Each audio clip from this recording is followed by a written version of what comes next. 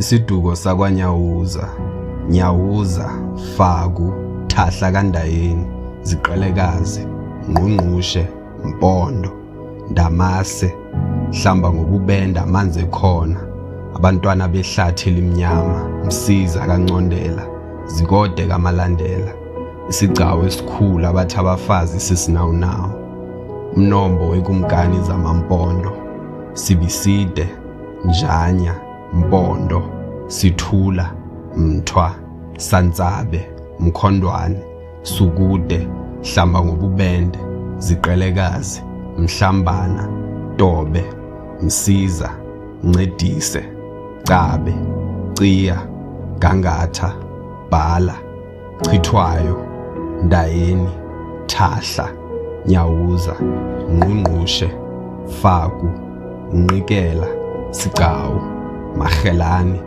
Mandlonke, Zwelidumile, Zanozuko.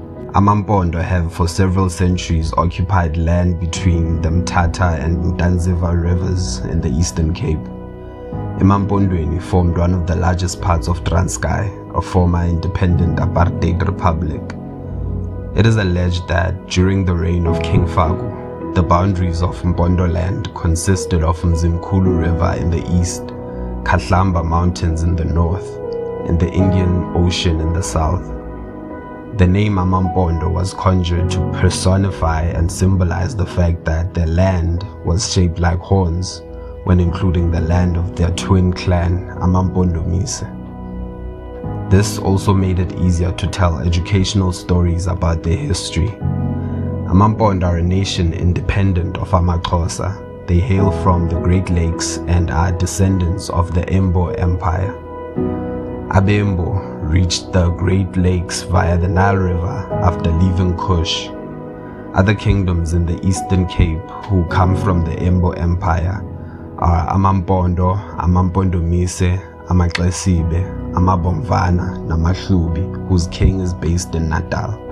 Zwide is said to be the first man to leave Embo, and his sons founded the nations of Abathembu. He was followed by Sibiside, whose son Njanya begot twins Mpondo and Mpondo. From the descendants of twins Mpondo and Mpondo, there are agreements about who was the oldest. It is said that while out hunting, Mpondo killed a lion and refused to hand over the skin to Mpondo, as custom dictates that the senior brother is entitled to skins of certain animals. The tension between the two started from that day, and Mpondo and his followers were the first ones to leave and settle elsewhere away from their father's land. Several generations later, a descendant of Mpondo, known as Ngqungqushe Nyawuza, was king of AmaMpondo.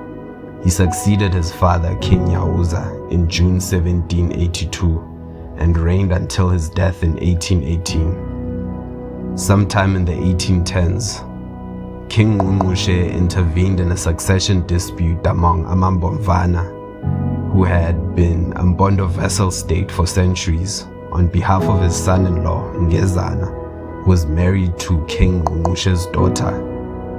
Confident of the military prowess of AmaMpondo, who had never been conquered, the king led his army southwards after briefly assembling at his Vungeni capital. He crossed into Bomvana territory assured of victory. The combined AmaMpondo military force under King Ngqungqushe, together with a band led by Ngezana, attacked King Ngqungqushe, who was a regent at the time, forcing the regent and his forces to retreat. While savoring the taste of their victory, AmaMpondo and their king Ngqungqushe relaxed for the night on the banks of the Dangwana River, on their way home enjoying the spoils of a victory well earned.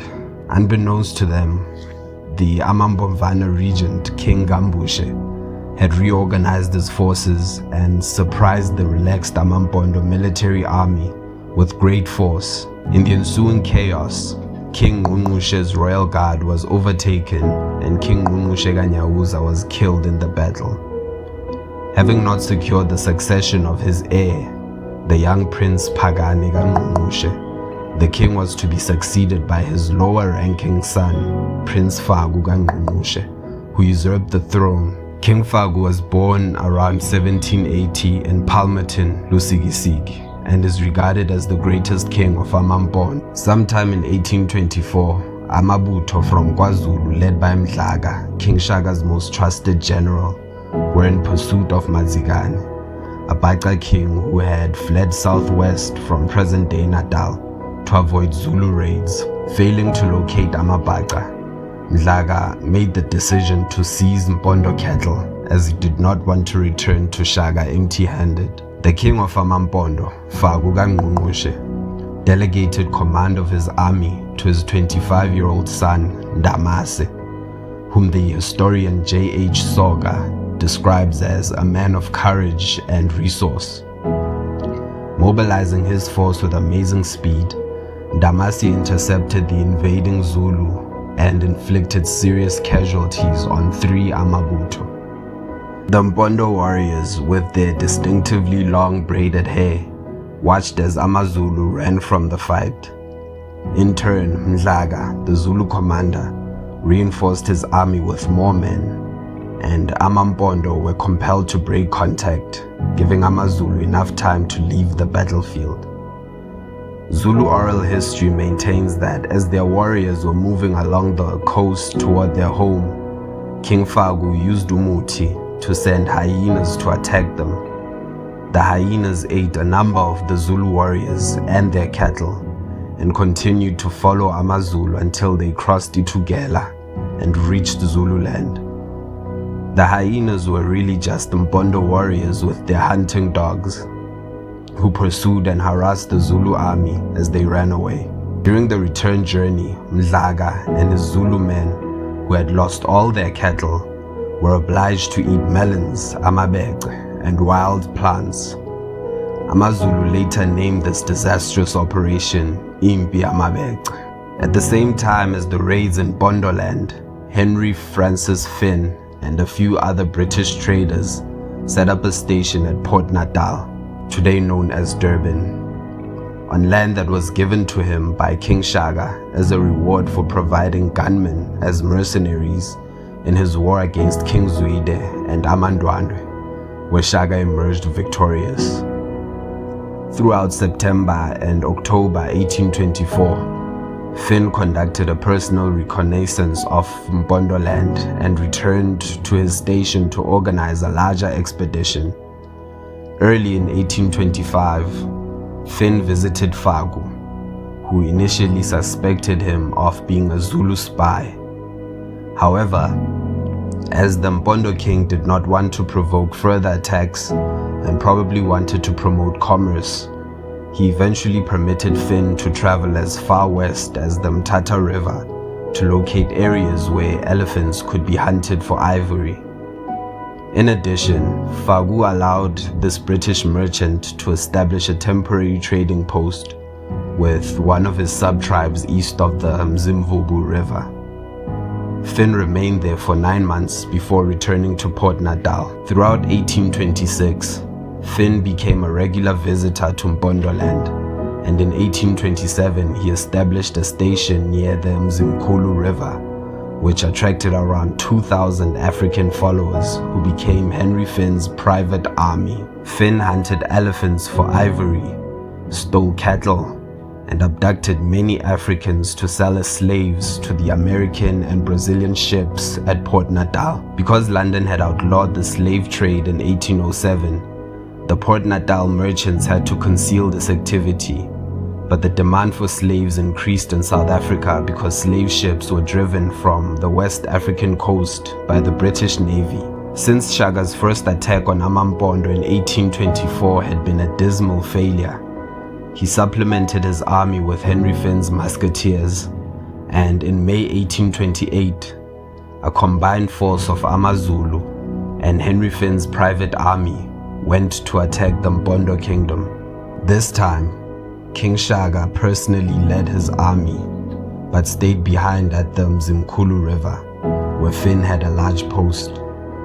It was here that Shaka remained throughout the campaign and enlisted the services of the white traders. The large Zulu army was divided into two.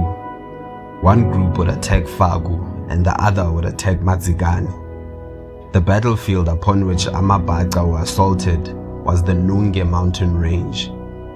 Madzikane instructed his son Ngqapai, who led his army comprising of amaHushe, amaChiya, amabomvana, amanqolo, namaXesibe, to first engage amaZulu while he was performing Muti rituals that led to a terrible snowfall. This caused amaZulu to suffer a severe cold, and Madzikane then instructed his son Ngqapai to easily finish off the Zulu army. Shaga's warriors, called Insizwa in the Zulu language, suffered heavy casualties on the Nunge mountain, and it was later renamed to Nsizwa Mountain to commemorate the fallen members of amaZulu. Meanwhile, during the disaster at Nunge Mountain, AmaMpondo, led by Faku's son Ndamase, also defeated the Zulu army around the Mzimvubu River. amaZulu then headed north, seized cattle from abaThembu, and returned to Shaga, claiming that they had beaten AmaMpondo.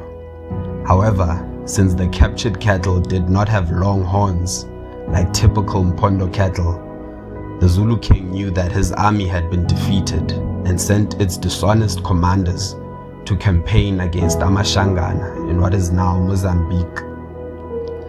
While Shaga had previously seen Faku as an unimportant ruler, after 2 defeats, he now understood the full strength of AmaMpondo. Consequently, the Zulu king sent 100 of his cattle to Mpondo land, and Faku sent back 100 long-horned Mpondo cattle in return.